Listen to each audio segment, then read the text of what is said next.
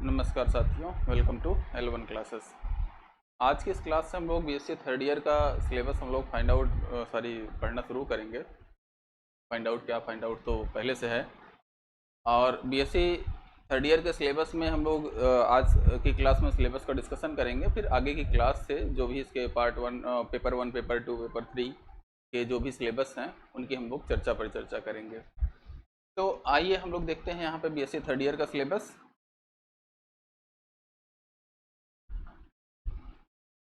ये L1 classes का YouTube channel और ये टेलीग्राम का लिंक, अगर आप L1 क्लासेस प्रयागराज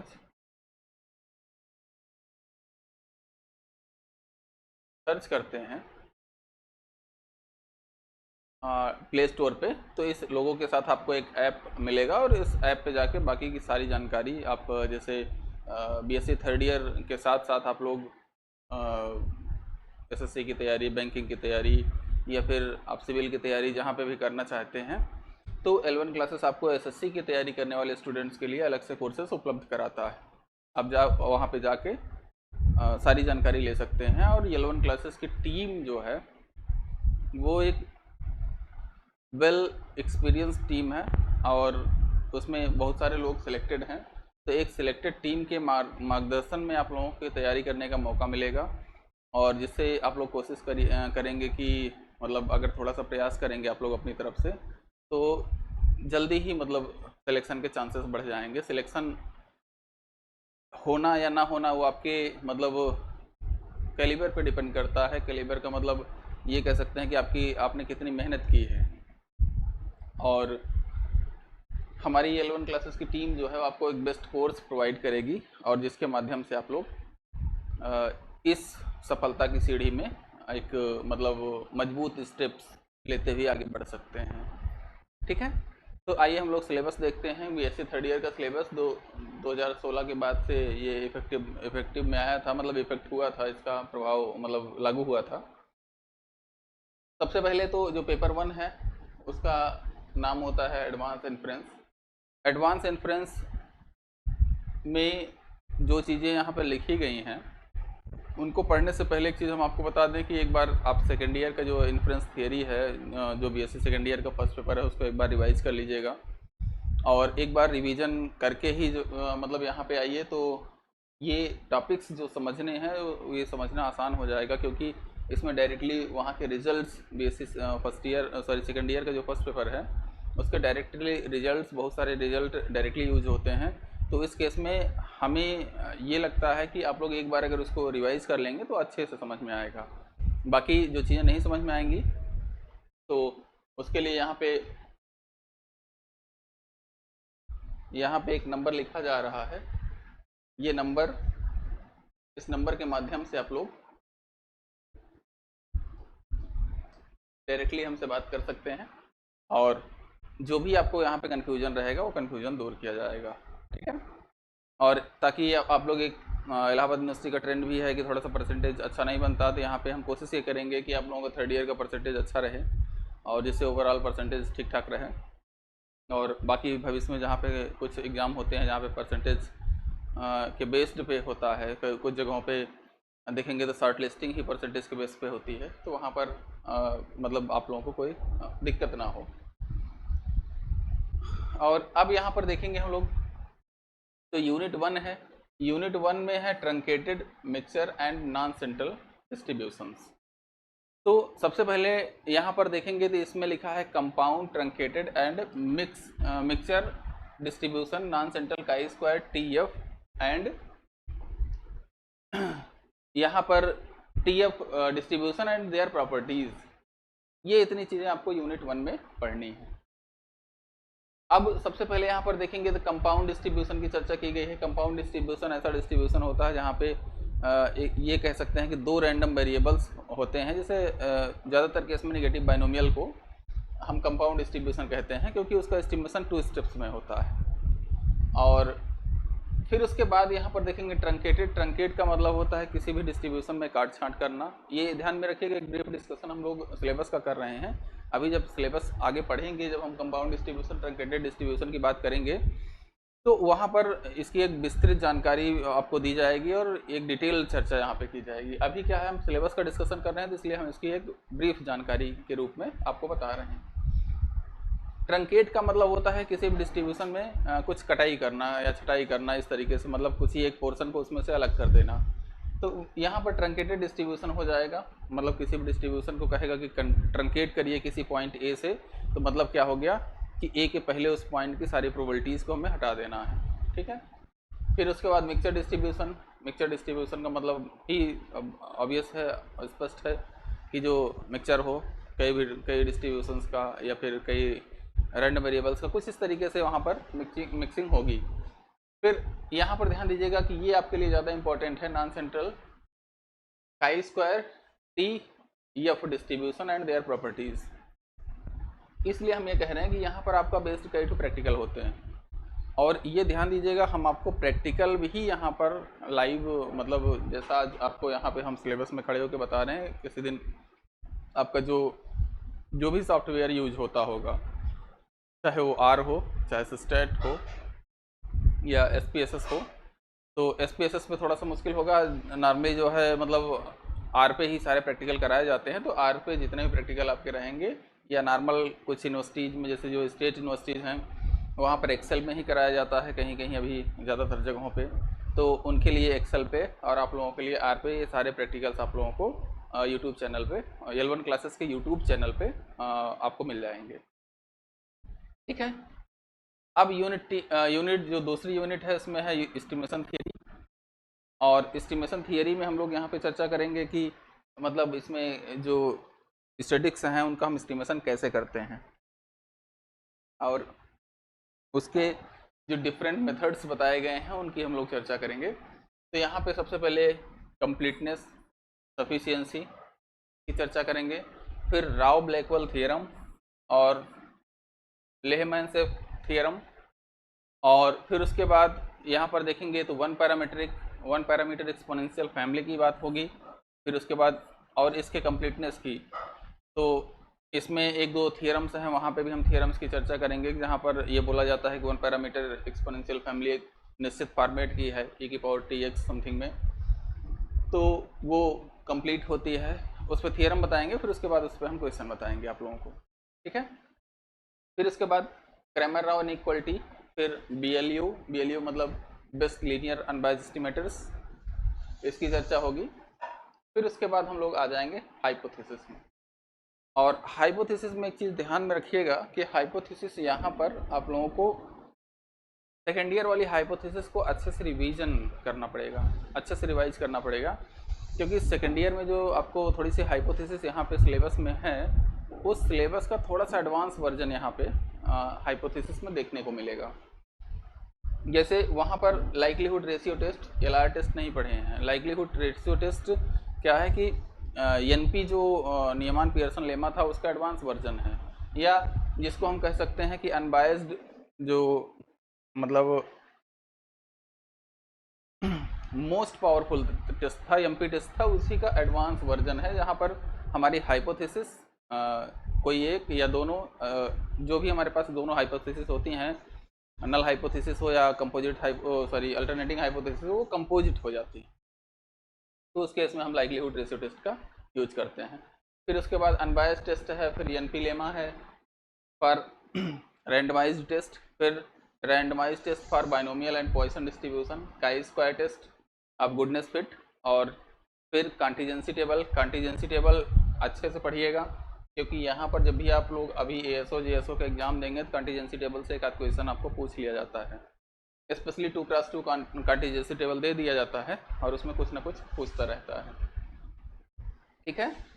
तो हम पूरा सिलेबस इस तरीके से डिसाइड किए हैं, इस तरीके से एक्सप्लेन करेंगे कि आप लोगों को जब भी ऑब्जेक्टिव एग्जाम कोई ASO JSO का, चाहे राजस्थान ASO का हो या यूपी में ASO का हो, SSC CGL में JSO का हो, और इसके साथ जो भी ऑब्जेक्टिव एग्जाम होते हैं, जैसे कुछ लोग गेट का या JAM का एग्ज़ाम देंगे, तो उनके लिए यहाँ पर जो बेसिक्स है, मतलब जो बेसिक आपका डिस्ट्रीब्यूशन थियरी है, या फिर जो भी यहाँ पे चर्चाएं होंगी, उनमें कोई कन्फ्यूज़न ना हो, सिर्फ रह जाएगा आपका प्रैक्टिस। तो प्रैक्टिस आप लोग करते रहिए, जो भी क्वेश्चन कन्फ्यूजन में आपको नहीं आ रहा हो इस नंबर पे आप व्हाट्सअप टेलीग्राम के माध्यम से जुड़ के वो क्वेश्चन, सारे क्वेश्चंस आप लोग पूछ सकते हैं, ठीक है।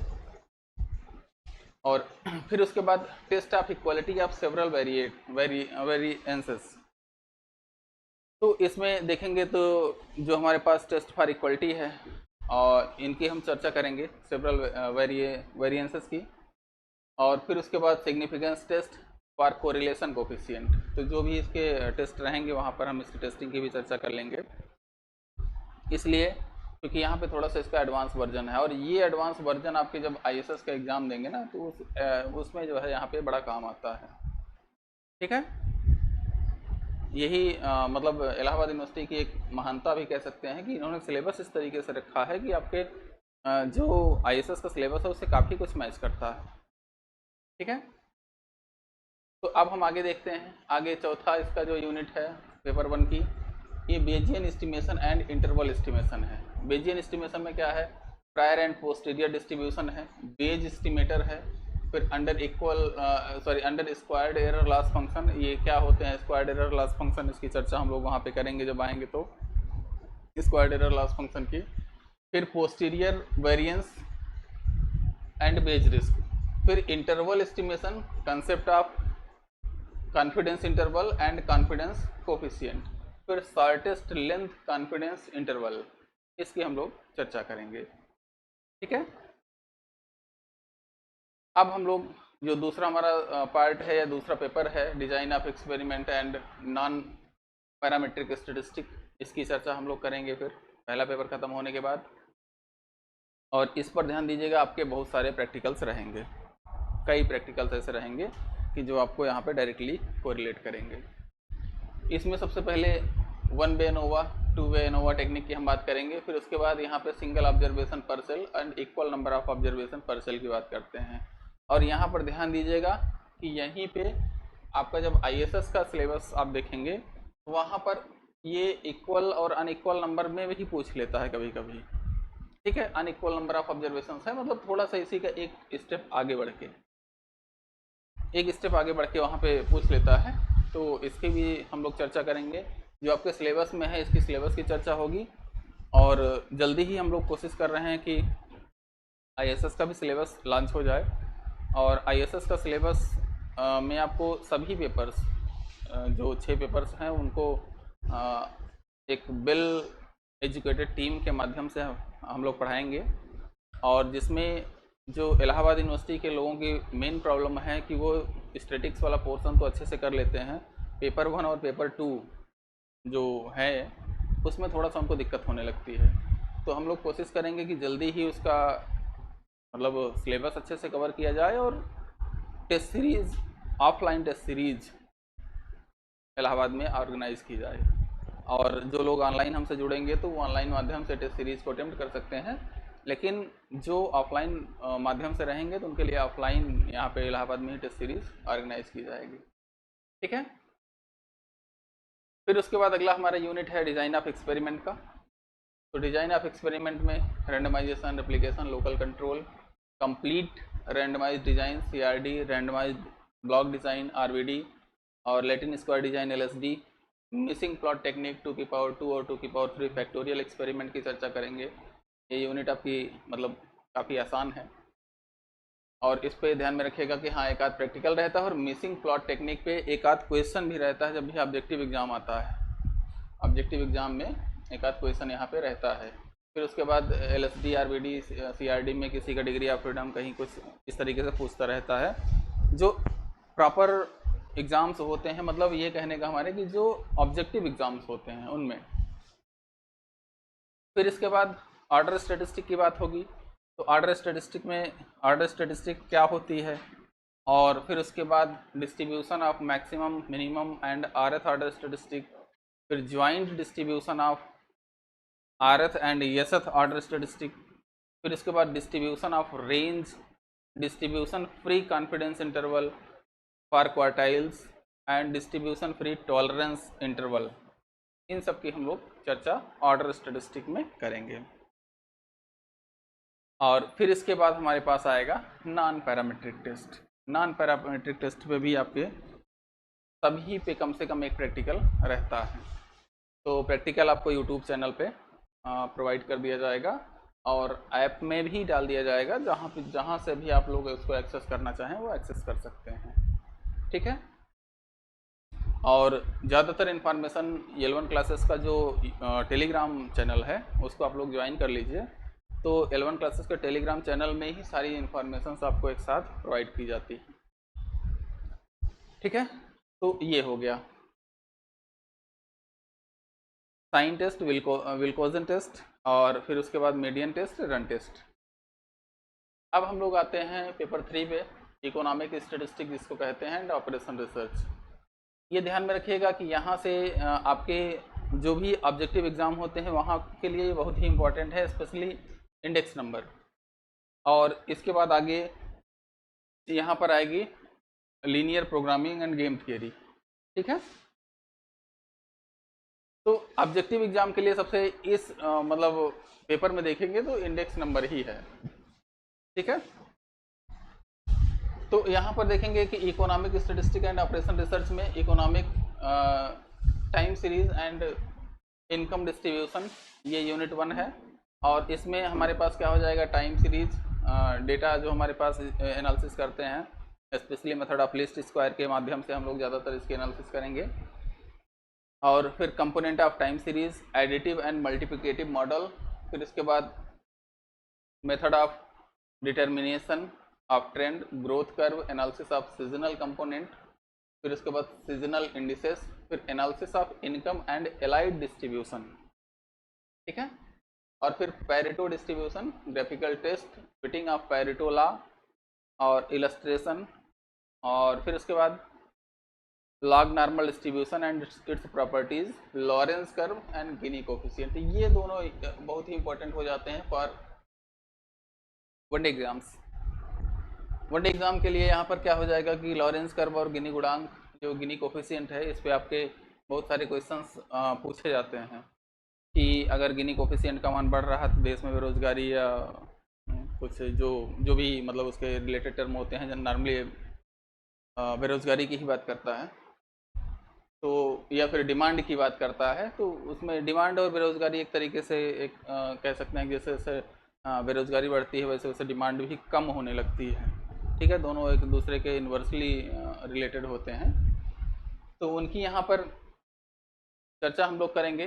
फिर index number and demand analysis की बात होगी। तो इंडेक्स में क्या है, इंडेक्स नंबर, फिर प्राइस रिलेटेड एंड क्वांटिटी और वॉल्यूम रिलेटेड इंडेक्स नंबर जो रहेगा उसकी हम चर्चा करेंगे। फिर लिंक चेन रिलेटिव, और फिर उसके बाद computation of index number, last years पास से, और एडवर्थ, फिशर, और फिर chain based index number, consumer price index number. यहाँ पर ये ध्यान दीजिएगा, ये हमेशा चर्चा का विषय रहता है, और इसको कैसे कैलकुलेट करते हैं हम इसको भी बताएंगे जब इसकी चर्चा होगी। और कंज्यूमर प्राइस इंडेक्स नंबर के माध्यम से ही आपका महंगाई या फिर इस तरीके की चीज़ें कैलकुलेट होती हैं, देश में कितनी महंगाई बढ़ रही है।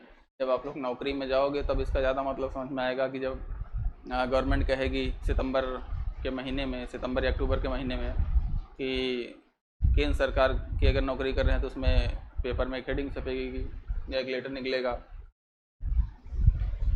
फाइनेंस मिनिस्ट्री से कि जनवरी 2000 जो भी रहेगा 24, 25, 26 जनवरी से लेके जून तक के बीच में ये महंगाई का स्तर रहा, इतनी महंगाई बढ़ी, इसलिए हम गवर्नमेंट एम्प्लॉई के, केंद्र सरकार के एम्प्लॉइयों का DA 3%, 4%, 5% जिस तरीके से बढ़ा रहेगा उस हिसाब से जिस तरीके का इंडेक्स शो करेगा उस तरीके से बढ़ा दिया जाएगा, और फिर आप लोग खुश हो जाएंगे कि चलो थोड़ी सी सैलरी में वृद्धि हुई। और फिर उसके बाद इनकम टैक्स वाले ही बैठे रहेंगे, इनकम टैक्स वाले इनकम टैक्स काट लेंगे, आपके हाथ में कुछ नहीं बचेगा। तो ये गहन चर्चा का विषय है, और जब आप लोग नौकरी में जाओगे तब ज़्यादा ये चीज़ें समझोगे। लेकिन यहाँ पे हम लोग क्योंकि हमें झेल रहे हैं तो इसलिए आपको यहाँ पे एक एक्सप्लेन्ड जानकारी, यहाँ पे मतलब एक तरीके की मतलब विस्तृत जानकारी आपको दी जाएगी। फिर टेस्ट फॉर इंडेक्स नंबर, फिर times and factor reversal test, time and factor reversal test की चर्चा करेंगे। फिर theory and analysis of consumer demand, consumer की जो डिमांड है इसको कैसे फुलफिल किया जाता है, और ये जब वाइटल स्टेटिस्टिक पढ़ेंगे, स्पेशली यूजीसी नेट का जब सिलेबस पढ़ेंगे, तो यूजीसी नेट के सिलेबस में यहाँ पर देखेंगे तो प्रिंसिपल ऑफ पॉपुलेशन थियरीज, जो पॉपुलेशन थियरी के जो मतलब कुछ 4-6-10 कार्ल मार्क्स का, डोरेंट का, एवर्टली का, इस तरीके की जो थियरीज़ हैं वहाँ पर देखेंगे तो उन्होंने इसकी थियरी को अच्छे से एक्सप्लेन किया हुआ है कि ख़ास तौर पे 20वीं सदी में या 19वीं सदी 20वीं सदी में जब हमारे पास इंडस्ट्रियल रिवॉल्यूशन शुरू हो रहा था, तो उस समय की ज़्यादातर थियरीज़ आई थी और इस समय की ज़्यादातर थियरीज़ हमें पढ़नी भी होती हैं, क्योंकि वो ज़्यादातर हमारे यूजीसी नेट वाले एग्ज़ाम में 1-2 क्वेश्चन मतलब हर पेपर में लगभग 1-2 क्वेश्चन रहता है। तो आप लोग यूजीसी नेट का जब सिलेबस L1 क्लासेस, उसके लिए भी क्लासेस प्रोवाइड कर रहा है, तो वो वहाँ पे जाके आप लोग उसको देख सकते हैं। और यूट्यूब चैनल पे L1 क्लासेस जितना भी अब तक का मतलब पेपर हुआ है, कोशिश ये कर रहे हैं कि उसके सारे पेपर्स आपको एक्सप्लेन्ड तरीके से सॉल्व कराए जाएँ यूट्यूब चैनल पे।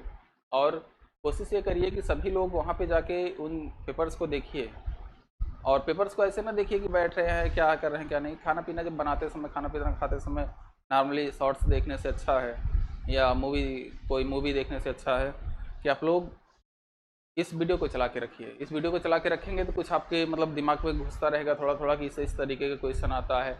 और यूजीसी नेट का एग्ज़ाम मैं बता रहा हूँ कि अगर पिछले 7-8 साल 10 साल का पेपर आप रिवाइज़ कर लीजिए और उसके बाद इसको करंट के साथ जोड़ लीजिए। करंट के साथ मतलब जैसे जनगणना या सारस रिपोर्ट, यूनाइटेड नेशन की पॉपुलेशन रिपोर्ट, फिर उसके बाद वन रिपोर्ट, इस तरीके से जो रिपोर्ट्स आती हैं और एनएफएचएस के डेटा जो आते हैं, इनको एक साथ अगर जोड़ लेंगे तो आपका बड़े आसानी से एग्जाम में क्लियर हो जाएगा। ठीक है। फिर उसके बाद प्राइस इलास्टिसिटी ऑफ डिमांड, फिर उसके बाद यहाँ पर चर्चा हुई है एस्टिमेशन ऑफ डिमांड कर्व्स, फिर उसके बाद यहाँ पे चर्चा हुई है फॉर्म ऑफ डिमांड फंक्शन, फिर ईगल्स कर्व है इनकम इलास्टिसिटी ऑफ डिमांड। ये इतना आपका इस यूनिट की बात हो रही है। फिर उसके बाद यहाँ पर देखेंगे तो अगले में जो हमारे पास यहाँ पे सिलेबस है यूनिट 3 का लीनियर प्रोग्रामिंग है। तो लीनियर प्रोग्रामिंग में क्या है कि elementary theory of convex set, फिर डिफिनीशन ऑफ लीनियर प्रोग्रामिंग, और फिर उसके बाद फार्मूलेशन एलपीपी का, example of LPP, graphical and simplex method for solving LPP. फिर उसके बाद artificial variable, duality of linear programming, transportation problem, non degenerated and balanced case only. फिर उसके बाद असाइनमेंट प्रॉब्लम, फिर solution of sequencing problem, simulation and network scheduling by PERTS CMP, एक test होता है। ठीक है। फिर उसके बाद game theory, BSc third year के लास्ट पेपर का last topic game theory. Gita में भगवान कृष्ण ने गेम खेल के ही सब सत्यानाश किया था। सत्यानाश क्या है, उसको कहा जाएगा धर्म की रक्षा की थी। तो इसलिए दुनिया में कुछ भी करना, कभी अपने कैरियर के साथ या किसी और के कैरियर के साथ या किसी और आदमी के साथ गेम मत खेलना। और अगर आपको गेम खेलने का शौक़ हो तो एक बार महाभारत जो सीरियल है उसको ज़रूर देख लेना। तो हम लोग गेम तो नहीं खेलेंगे लेकिन गेम थियरी पढ़ेंगे ज़रूर। ठीक है। गेम तो हमें नहीं खेलना लेकिन गेम थियरी ज़रूर पढ़ना है, क्योंकि हमारे ये सिलेबस का पार्ट है। तो उसके बाद यहाँ पर देखेंगे गेम थियरी, फिर 2 चॉइस जीरो सम गेम, जिसको नॉर्मली जीरो सम गेम कहा जाता है, 2% जीरो सम गेम, और फिर स्ट्रिक्टली डिटरमाइंड 2x2 गेम, फिर pure strategy 2x2 non strictly determined game and mixed strategies game. ये गेम्स आएंगी, उसमें तो हम बताएंगे कि अगर 2 प्लेयर हैं, दोनों के पास 2 ऑप्शन हैं, तो किस ऑप्शन में वो जीरो सम गेम होगी। एक का लॉस दूसरे के प्रॉफिट के बराबर है तो वहाँ पर जीरो सम गेम होती है।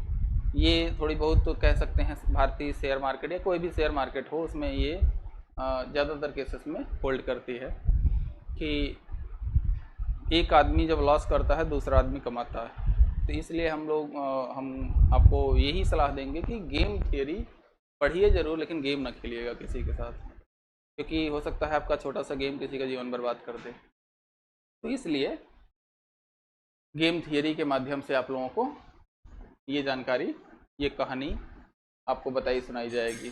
ठीक है। फिर उसके बाद यहाँ पर solution of games using linear programming methods and algebraic methods, ये इस तरीके से जो आपका सिलेबस रहेगा ये रहेगा। अब इसके बाद आप लोगों को थोड़ा सा हम ये बताने का प्रयास करते हैं कि आप लोग बीएससी थर्ड ईयर तो पास आउट हो गए, मान लिया सिलेबस का डिस्कशन ख़त्म, हम लोग पढ़ेंगे आगे, लेकिन बीएससी थर्ड ईयर का सिलेबस ख़त्म तो इसका मतलब ये नहीं कि जीवन ख़त्म। जीवन यहाँ से शुरू होता है। वास्तव में अगर देखा जाए तो ग्रेजुएशन ख़त्म होते ही जीवन शुरू होता है। कैसे शुरू होता है? फिर उसके बाद दो चार दोस्त यार जो बहुत करीबी रहेंगे, हाई स्कूल इंटर में आपके साथ होंगे, ग्रेजुएशन में नहीं साथ हुए होंगे, तो जब उनसे घर गांव अपने या फिर आसपास जहाँ पे भी आप रहते हो, जहाँ पे आपका डेस्टिनेशन है, सॉरी जहाँ पे आपका मतलब रहन सहन, मतलब जहाँ के आप बिलोंग करते हो गांव वगैरह, वहाँ पे जब जाओगे तो पहला क्वेश्चन, मित्र क्या कर रहे हो? जो ये क्वेश्चन होता है ना, क्या ही कहा जाए कि मतलब कितना कष्टकारक होता है कि जब आदमी कुछ ना कर रहा हो तो। फिर उसके बाद जो रिश्तेदार मिलेंगे, और बेटा क्या चल रहा है? तो इस तरीके की जो चीज़ें होती हैं ना, उनसे बचने के लिए हम यहाँ पे थोड़ा सा आपको हिंट देते हैं कि किस तरीके से आपको यहाँ पे क्या करना है। सिलेबस डिस्कशन तो हो गया। अब इसमें अगर देखेंगे जो हमारे पास यहाँ पे सिलेबस डिस्कशन के साथ, जैसे हम ऑफलाइन में जहाँ भी पढ़ाते हैं, बीएससी सेकेंड ईयर और थर्ड ईयर को एक साथ बैठा के जीवन का एक उद्देश्य, जीवन का एक टारगेट हम बता देते हैं यहीं पे कि आपको थर्ड ईयर पास आउट हो जा रहे हो, शिक्षित बेरोजगार मतलब ग्रेजुएट बेरोजगारों की लिस्ट में आप खड़े हो गए हो। और ग्रेजुएट बेरोजगारी जो होती है ना, बहुत ही कष्टकारी होती है कि छोटे काम आप कर नहीं सकते, बड़ा काम, भारतीय जो सामाजिक व्यवस्था है या भारत की जो एक तरीके से नौकरशाही व्यवस्था है, उसमें इतने जो भ्रष्टाचार हैं उसके माध्यम से आपको मिल नहीं रहे हैं। योग्यता के अनुसार काम मिलना भारत में एक बहुत बड़ी समस्या होती जा रही है। देखेंगे छोटा छोटा ग्रुप डी ग्रुप सी का फॉर्म आएगा, चपरासी ग्रेड का फॉर्म आएगा, ग्रेजुएट पीजी किए हुए लोग सब उसमें भर रहे हैं, पीएचडी किए हुए लोग भर रहे हैं। तो यहाँ पर हमारे कहने का मतलब ये है कि जब आप थर्ड ईयर तक आ गए हो, मतलब हमारा ये कहने का कि आपने गेम थियरी पढ़ ली है, तो अब ज़िंदगी आपके साथ गेम ना खेल जाए, इसके लिए आपको क्या करना है, ये जो हम बताने जा रहे हैं इसको ध्यान से देखिएगा। सबसे पहले देखिए हमारे पास जो ऑप्शंस होते हैं, ऑप्शंस क्या होते हैं? नॉर्मली हमारे पास हम मानते हैं कि 4 ऑप्शंस होते हैं, और कुछ केसेस में तो हम इसको 3 ऑप्शन ही कहते हैं, क्योंकि चौथा हर आदमी के लिए अवेलेबल है, चौथा जैसा रहना चाहे आदमी। तो यहाँ पर देखेंगे हमारे पास तो जो 4 ऑप्शन होते हैं उसमें सबसे पहले आदमी क्या करता है, वनडे एग्जाम्स में जाता है। वनडे एग्जाम में, वनडे एग्जाम में क्या है, मेनली एसएससी और बैंक या यूपी ट्रिपल एससी, इस तरीके से जो भी मतलब अन्य एग्जाम है, ये यहाँ पे आदमी जाता है। फिर इसके बाद आदमी क्या करता है, यूपीएससी या फिर पीएससी, जो भी अदर स्टेट के एग्ज़ाम होते हैं लोक सेवा आयोग के, वहाँ पे जाता है। फिर तीसरा ऑप्शन होता है आदमी हायर एजुकेशन में जाता है। ये ध्यान में रखिएगा कि ये यहाँ पे जो बता रहे हैं इसको सीरियसली भी लेना है और किस तरीके से काम करना है उसको भी देखना है। और चौथा ऑप्शन होता है कि जिसको हम जब ऑफलाइन क्लास पढ़ाते थे, इसको हम यहाँ पे यूनिवर्सल ग्रुप इसको हम मानते थे। यूनिवर्सल ग्रुप में जिसमें सभी बिलोंग करते हैं, जिसको ये कहा जाता है यहाँ पे अनएम्प्लॉयड या बेरोजगार, बेरोजगार। ठीक, ये हमारे पास 4 ऑप्शन होते हैं जीवन में। हायर एजुकेशन में आप जा सकते हैं। हायर एजुकेशन में जैसे मान लीजिए आप पीएचडी करना चाह रहे हैं या रिसर्च, तो यहाँ पे जा सकते हैं। अब बात आती है कि यहाँ पे हमारे पास किस तरीके के ऑप्शंस होते हैं।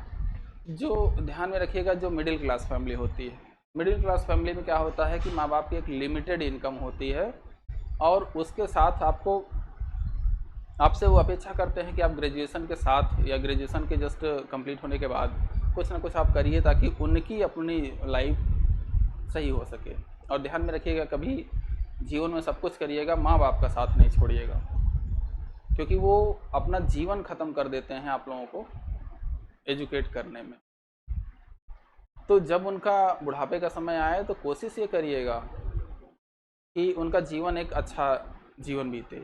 इसके लिए आपको ग्रेजुएशन के बाद, मेरा अपना मानना है कि 3 साल मैक्सिमम होता है कहीं ना कहीं रोज़गार लेने के लिए, 2 से 3 साल। और 2 से 3 साल अगर, हाँ, एक ये भी होता है कि प्रॉपर वैकेंसीज भी आ रही हों, पता लगा 3 साल वैकेंसी ही नहीं आई कोई, तो प्रॉपर अगर वैकेंसीज आ रही हैं तो 2 से 3 साल में आप लोग यहाँ पर आसानी से सिलेक्शन ले सकते हैं। फिर यहाँ पर देखेंगे तो पहले हम एक एक एग्ज़ाम की शुरुआत करते हैं। तो यहाँ पर देखेंगे तो एसएससी में पहले सीजीएल का एग्ज़ाम होता है, सीएचएसएल का होता है, फिर उसके बाद सीपीओ का एग्ज़ाम होता है, फिर उसके बाद डिफरेंट अदर एग्ज़ाम्स होते हैं, मतलब मल्टीटास्किंग या फिर इस तरीके से एई वगैरह का एग्ज़ाम होता है। इस तरीके से बहुत सारे एग्ज़ाम होते हैं। और यहाँ पर सीजीएल में देखेंगे, मतलब एसएससी में देखेंगे तो एसएससी में हर साल मतलब कुछ ना कुछ वैकेंसीज आती रहती हैं। फिर उसके बाद यहाँ पर देखेंगे जो बैंक का ऑप्शन है, कुछ लोग बैंक में भी जाना पसंद करते हैं। बैंक में क्या है कि यहाँ पे बैंक पीओ का, क्लर्क का या आईबीपीएस, ये जो एग्ज़ाम है बहुत सारे एग्ज़ाम कंडक्ट कराते हैं आईबीपीएस के माध्यम से। ये पीओ का, क्लर्क का, ये सारे एग्ज़ाम कंडक्ट कराए जाते हैं और ये भी एग्ज़ाम लगभग साल भर में 1 या 2 बार होते रहते हैं। एसएससी के एग्ज़ाम साल में 1 बार, 2 बार, 3 बार, मतलब सीजीएल का 1 बार कम से कम, सीएचएसएल का 1 बार, सीपीओ का 1 बार, इस तरीके से डिफरेंट जो अदर एग्ज़ाम है मल्टीटास्किंग वगैरह के एग्ज़ाम, ये कम से कम 1 बार होते हैं। और इनकी प्रक्रिया, अगर कोई भ्रष्टाचार कोई केस ना हुआ तो इस साल भर के अंदर पूरी भी हो जाती है दोनों एग्ज़ाम्स की। तो यहाँ पर हमारे कहने का मतलब ये है कि यहाँ पे आपके चांसेस जो है, चांस ऑफ सिलेक्शन यहाँ पे ज़्यादा है कि यहाँ पे हर बार, मतलब साल भर में एग्ज़ाम हो रहा है। और उसके बाद यहाँ पर क्या है कि यहाँ पर जब भी देखेंगे, मेरिट की बात करेंगे, मेरिट की चर्चा जब हम एसएससी का भी मतलब बैच जो स्टार्ट हुआ है उसकी पहली क्लास में जाएंगे तो हम वहाँ पर इसकी चर्चा और इसके सिलेबस की चर्चा किए हैं एसएससी एग्ज़ाम्स के लिए। और फिर उसके बाद जल्दी ही, मतलब जब आईबीपीएस बैंकिंग का एग्ज़ाम आएगा तो उसकी हम चर्चा करेंगे, ठीक है। तो यहाँ पर देखिए आपके पास चांसेस सिलेक्शन के ज़्यादा होते हैं, और ज़्यादा जब चांसेस होते हैं तो यहाँ पर आप लोग मतलब मल्टीपल टाइम्स एग्ज़ाम साल भर में दे सकते हैं। और 1 साल थोड़ी सी गड़बड़ी हो गई तो अगले साल आसानी से सिलेक्शन ले सकते हैं, ठीक है। फिर उसके बाद यहाँ पर देखेंगे तो इसी के साथ एसएससी में आप स्टैटिक्स पढ़ रहे हैं तो जीएसओ की पोस्ट होती है, स्टेट में एएसओ की पोस्टें आती रहती हैं। फिर उसके बाद अदर एग्ज़ाम्स होते रहते हैं स्टैटिक्स में, कभी कभी मतलब कुछ रिसर्च ऑफिसर इस टाइप से भी जो है वैकेंसीज आती रहती हैं। तो उन वैकेंसीज़ को आप लोग यहाँ पर देख सकते हैं, मतलब यहाँ पे चांसेस थोड़े से ज़्यादा होते हैं अदर की कंपैरिजन में। फिर यूपीएससी में क्या है कि कि आपका यहाँ पे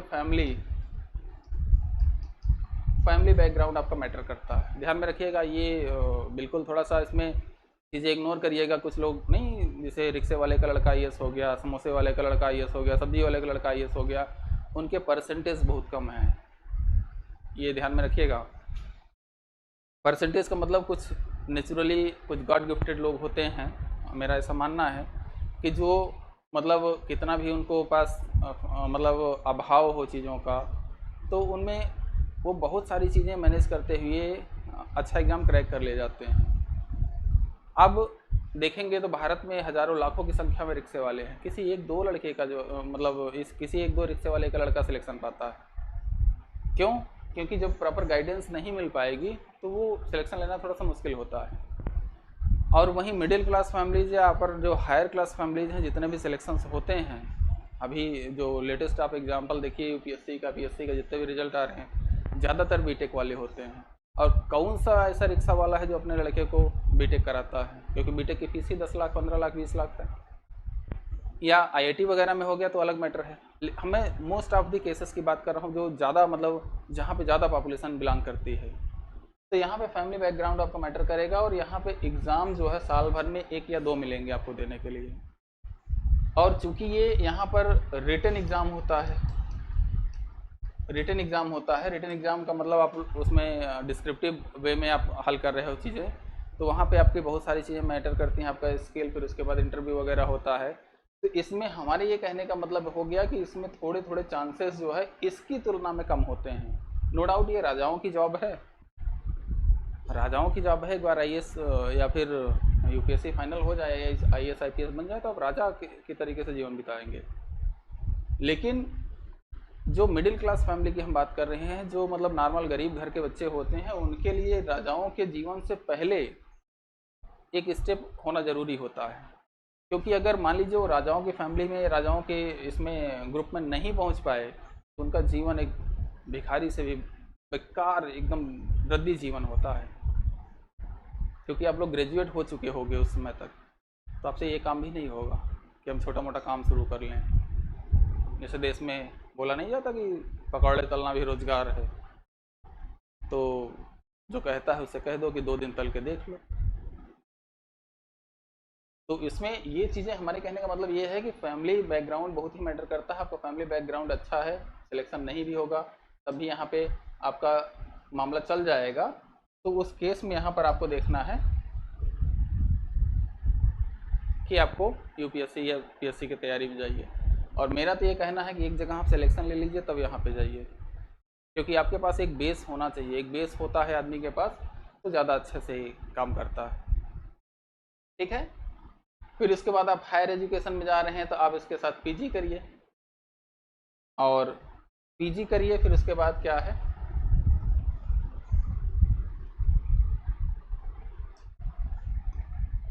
पीजी करिए, पीएचडी करिए कहीं ढंग की जगह से। फिर उसके बाद यहाँ पर जो ऑप्शन आते हैं असिस्टेंट प्रोफेसर के, या फिर उसके बाद कोई कुछ जगहों पर रिसर्च ऑफिसर के। और यहाँ पर भी एक लंबा समय लगता है, पीएचडी में भी 4-5 साल लगता है, काफ़ी लाखों रुपए की पैसा लगता है थीसिस सबमिट कराने में, पेपर पब्लिश कराने में, और अलग अलग यूनिवर्सिटी की अलग अलग फीस होती है।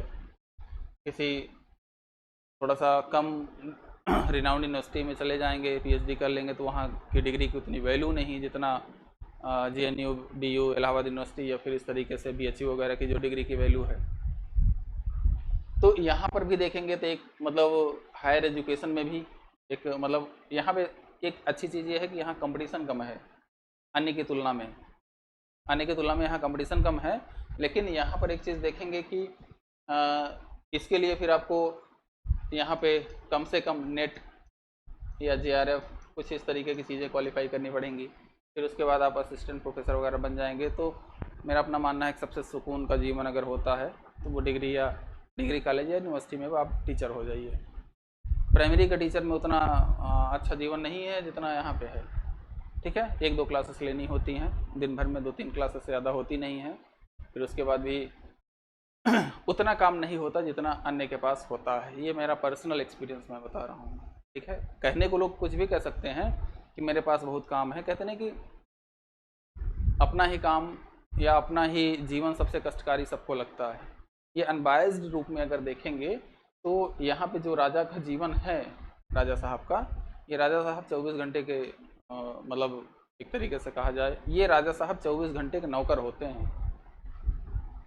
यहाँ पर क्या है कि यहाँ पे जिस तरीके से आप पोस्ट पे हो उस तरीके से आपका जीवन होता है। और यहाँ पे ये सब एग्ज़ामों के साथ रेलवे में भी ठीक ठाक वैकेंसीज आती रहती हैं।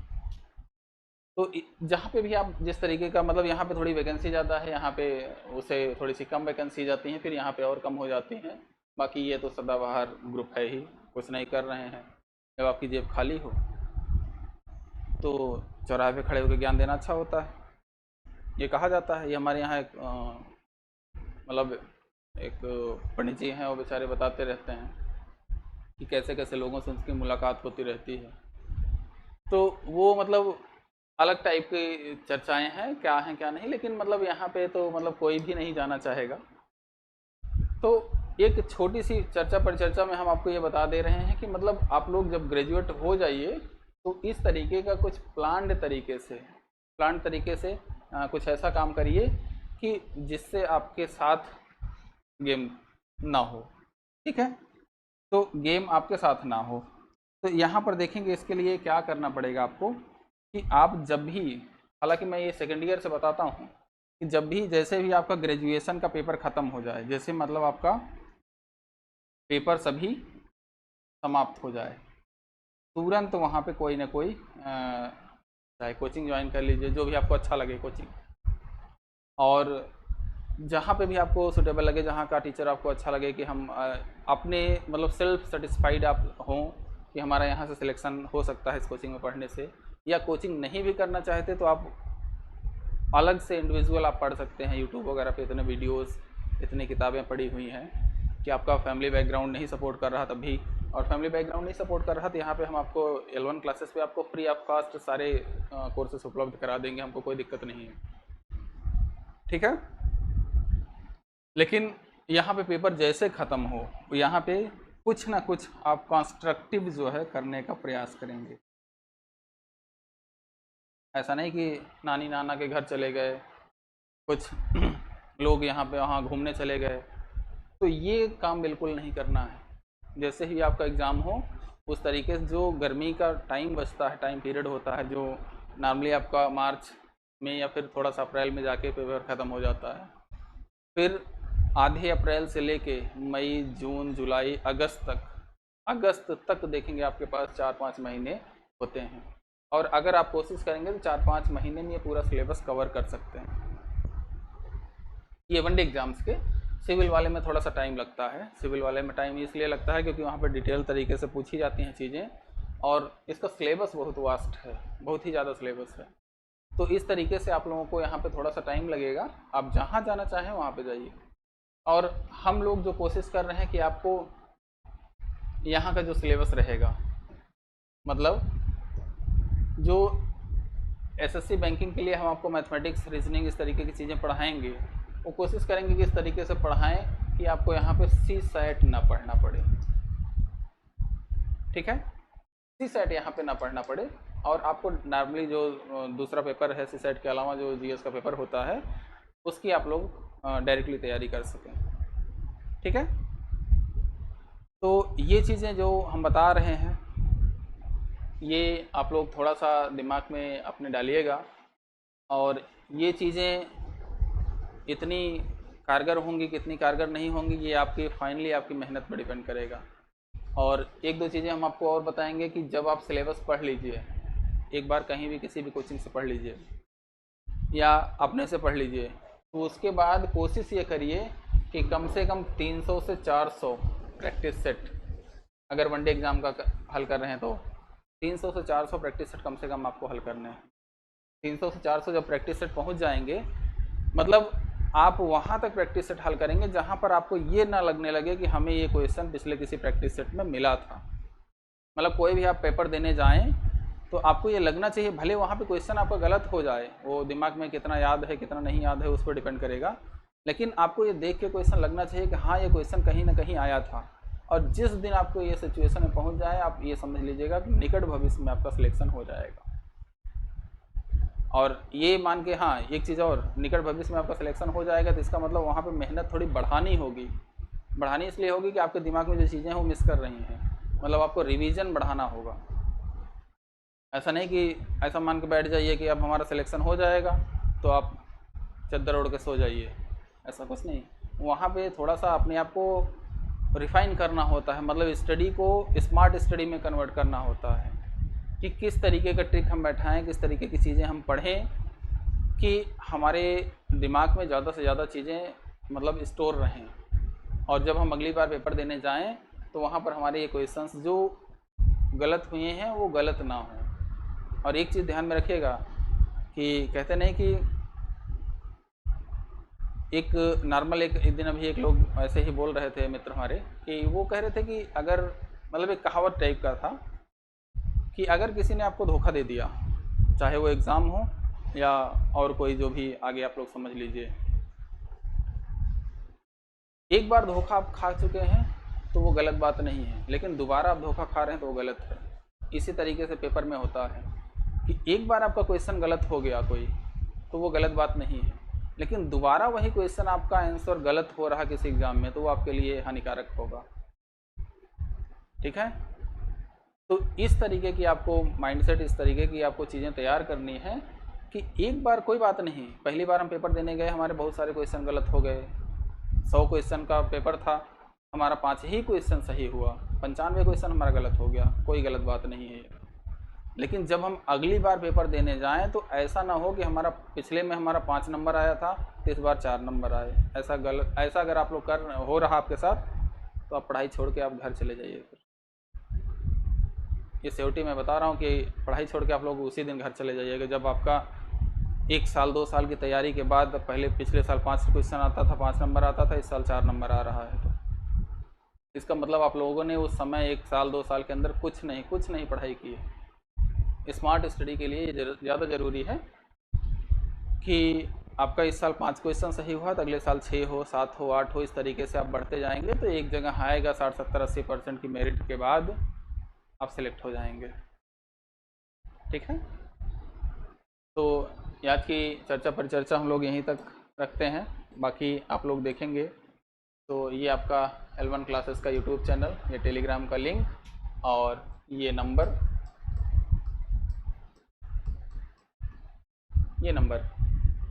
इस नंबर पे आप संपर्क करके बाकी की सारी जानकारी ले सकते हैं। और आपको कहीं भी कैरियर रिलेटेड कोई भी कन्फ्यूज़न हो तो डायरेक्टली आप इस नंबर पे हमसे बात करके आप उनसे संबंधित सलाह ले सकते हैं, और जो भी आपका कैरियर गाइडेंस होगा वो हम उपलब्ध कराएंगे। और जैसे कुछ बच्चे होते हैं, ये ध्यान में रखिएगा, थोड़ा सा यहाँ पे ईमानदारी रखिएगा कि L1 क्लासेस की फ़ीस ऐसे ही बहुत कम रखी गई है, बहुत ही कम रखी गई है। और उसके बाद भी अगर कोई लड़का लड़की या फिर कोई भी हमसे मतलब जुड़ा हो या कहीं भी किसी भी दूसरे देश का भी होगा, तभी हम उसको अपना मतलब यहाँ पे जो भी सिलेबस है फ्री ऑफ कॉस्ट प्रोवाइड करेंगे, अगर वो उतनी फ़ीस देने में सक्षम नहीं है तो।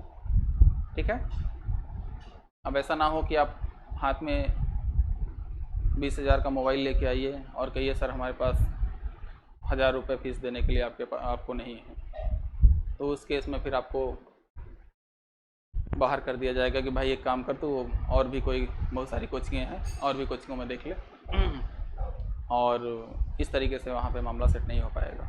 ठीक है, तो आज की क्लास के लिए बस इतना ही। Thank you for this class, have a nice day.